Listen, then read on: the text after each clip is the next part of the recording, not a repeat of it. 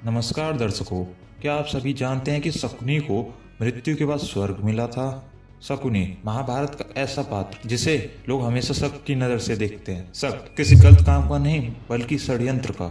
शकुनी को महाभारत में हमेशा षड्यंत्र करते हुए दिखाया गया है। जैसे महाभारत के प्रत्येक पात्र की अपने आप में ही एक अलग कहानी है, वैसे ही शकुनी की भी एक अपनी अलग ही कहानी है जिसे बहुत कम लोग ही जानते हैं। कहते हैं कि हालात इंसान को किसी भी हद तक गिरने पे मजबूर कर देते हैं। अगर आज आप इस वीडियो को अंत तक देखते हैं तो आपको पता चलेगा कि शकुनी ने महाभारत में इतना बड़ा षड्यंत्र क्यों रचा था, और यह भी पता चलेगा कि शकुनी को मृत्यु के बाद स्वर्ग क्यों मिला था। इसलिए इस वीडियो को अंत तक देखें। तो चलिए जानते हैं आज की कहानी में। उससे पहले हम आज की कहानी शुरू करें, हमारे चैनल को सब्सक्राइब कर लें। गांधार, जो आज के समय में अफगानिस्तान में कांधार के नाम से प्रसिद्ध है, जो एक समय पर राजा सबूल का राज्य हुआ करता था, जो शकुनी और गांधारी के पिता थे।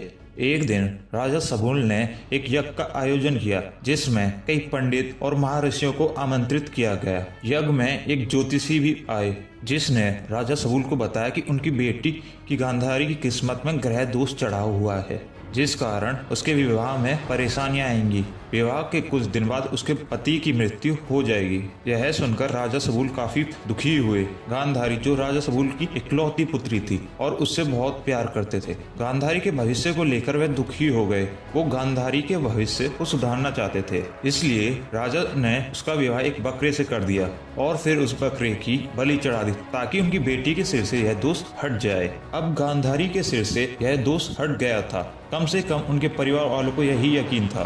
कुछ समय बाद गांधारी का विवाह हस्तिनापुर के राजा धृतराष्ट्र से हुआ, जो राजा पांडु के बड़े भाई थे। गांधारी, जो गांधार में अपनी सुंदरता के लिए प्रसिद्ध थी और खासकर अपनी आंखों के लिए, गांधारी ने उन्हें अंधेरे में ढकेल लिया जिसमें धृतराष्ट्र जी रहा था। परंतु इस बात से शकुनी बिल्कुल भी खुश नहीं था। सब कुछ सही चलता अगर धृतराष्ट्र को गांधारी के पहले विवाह के बारे में पता न चलता, परंतु किस्मत को कुछ और ही मंजूर था और वह दिन आ गया जब धृतराष्ट्र को अपनी पत्नी के पहले विवाह का पता चला। उसे ऐसा लगने लगा कि उसके साथ विश्वासघात हुआ है। वह अपराजित अराज्य महसूस करने लगा। हस्तिनापुर का महाराजा आखिर उसे कोई कैसे मूर्ख बना सकता है, वह इसे बर्दाश्त नहीं कर सका। राजा सबूल और उनके पूरे परिवार को जेल में भेज दिया और उन सभी को यह सजा दी कि उनके पूरे 100 सदस्य के परिवार को पूरे दिन में एक मुट्ठी अन्न दिया जाएगा। एक मुट्ठी अन्न से भले पूरे परिवार का पेट कैसे भर सकता है, यह सोचकर ही दंड दिया गया ताकि वह सभी मर सकें। परंतु राजा सबूल ने यह सोचा, अगर मैंने कुछ नहीं किया तो मेरा परिवार भूख से मर जाएगा। तो उन्होंने एक उपाय निकाला, हर दिन किसी एक को एक मुट्ठी अन्न बचा कर दिया जाए तो उसके प्राण बच सकते हैं। तो इस प्रकार मेरा कुल खत्म नहीं होगा। लेकिन वह कौन होगा? वो खुद राजा सबूल या उनका बड़ा बेटा या परिवार में से कोई अन्य कोई। तब राजा सबूल ने अपने बेटों की परीक्षा लेने की सोची, यह जानने के लिए कि उनमें से सबसे बुद्धिमान कौन है जो उनके पूरे परिवार का बदला ले सके, क्योंकि वह जानते थे कि उनका समय आ गया है। राजा ने अपने पूरे परिवार से कहा, एक हड्डी में लें और उसमें एक धागा डालकर दिखाएं। लेकिन इस कार्य को करने में राजा का परिवार असफल रहा, लेकिन शकुनी ने करके दिखा दिया। शकुनी ने धागे की एक तरफ अन्न और दूसरी तरफ चींटी को बांध दिया था। अन्न का पीछा करते हुए चींटी एक तरफ से दूसरी तरफ चली गई। चींटी के साथ ही धागा भी एक तरफ से दूसरी तरफ चला गया। इस तरह सबसे छोटे राजकुमार शकुनी ने अपनी बुद्धिमानता दिखाई और पूरे परिवार में से वह खुद बच गए। शकुनी ने एक एक करके अपने सारे भाइयों को मरते हुए देखा और अंत में अपने पिता को। राजा सबूल जब अपने अंतिम दिन गिन रहे थे तो उन्होंने धृतराष्ट्र से शकुनी को आजाद करने की प्रार्थना की।